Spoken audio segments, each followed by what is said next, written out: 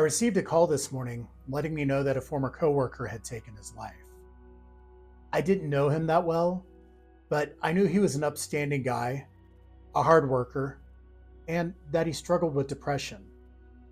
So, where the call was a shock, I wasn't that surprised. And as my day went on, my thoughts wandered to memories of this coworker of mine, but also to my own depression and the times that I've thought about suicide. And I thought it'd be a good time to just kind of state my thoughts on the matter. This is a frank and earnest discussion about suicide and depression. This isn't an attempt to educate or inform those who don't struggle with depression or suicidal thought. This is a direct statement to those of you who, like myself, live with the dark passenger that seems to rule our thoughts, actions, and many times all aspects of our life.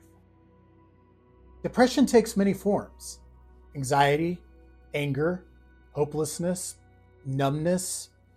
It fluctuates in intensity, and sometimes it's easier to deal with it than others. The thing is, it never goes away. It is always lurking in the shadows. We can hold it at bay for days, months, years, but depression lingers, waiting to pounce. In the right circumstances, it will pounce with overwhelming force, so powerful that it can overcome all of the good and light that you see in your world. Sometimes it's just an off day or an off week, and you can shake it. But it can also be the perfect storm. Combined with external stress and triggers, it will bulldoze you to the point that you can't take it anymore. I've been there more times than I can count. In my case, choices I made exacerbated my underlying depression and pushed my mind into full-blown flight or fight mode. The thing is, though, with depression, flight mode takes priority. You feel so overwhelmed that the idea of fighting seems impossible. It takes too much effort, too much energy.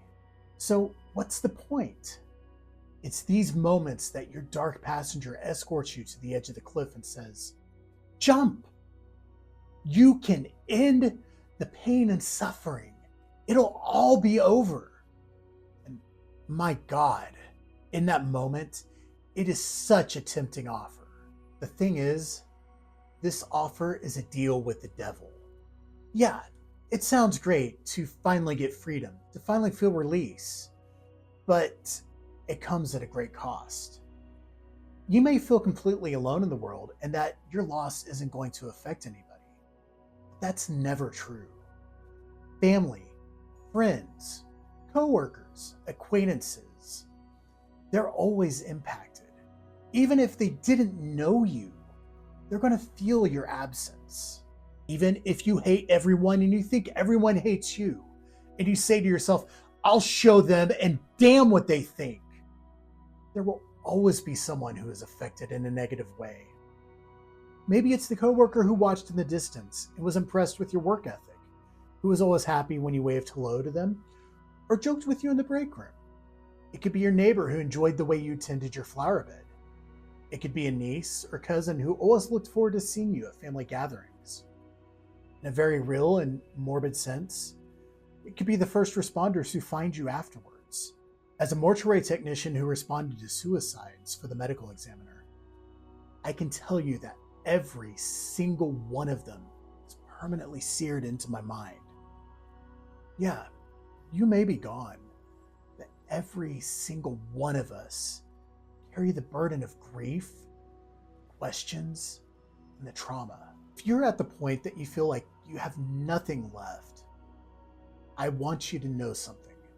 You are not alone. I get it. It's not like anyone out there really understands. I've tried talking to people who don't have depression, and it's like talking to a brick wall. They just don't get it. Knowing this, it's easy to just shut down and keep everything in until it's just too much. But you have to remember that there are millions of people in your situation fighting daily battles to stay afloat. The thing is, you've got to fight. Keep fighting. How? Find someone who does understand. It can be a friend, a coworker, a therapist. Talk to them. Even if it's just one sentence. It's amazing how much of a relief it can be just to speak the thing aloud. It truly opens the door to real release. And taking that first step can lead steps into the light. You can follow up with talk therapy, medications. Both of those have helped me, especially when the struggle gets too difficult. Above and beyond that, you have to focus on your environment. A toxic relationship or home life or work environment will amplify your negative emotions and drown you. It is damn near impossible to make yourself better when you're surrounded by people and circumstances that add more weight to the burden you already carry. Honestly, that's the toughest battle. Disentangling yourself from the people and the things that bring you down. It takes time, it takes sacrifice, and a lot of willpower. And it's going to leave some scars. But down the road, you will look back and see that the pain of it truly healed you and saved you. You are not alone. Your struggle is not only yours. Reach out. Fight. Let's win this battle.